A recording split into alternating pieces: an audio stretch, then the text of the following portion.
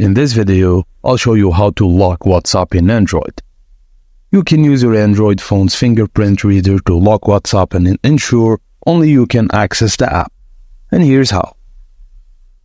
Firstly, launch the WhatsApp on your Android device.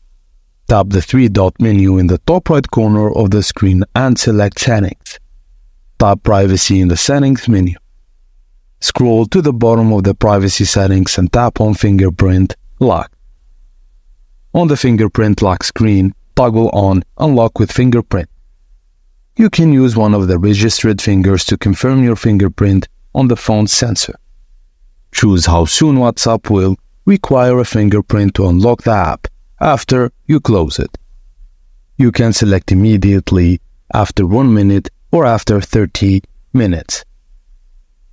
By default, WhatsApp will show a preview of the sender and message in notifications. To disable this, just tap the toggle next to Show Content in Notifications. And that's it, guys. Thank you for watching, and please don't forget to like and subscribe for more.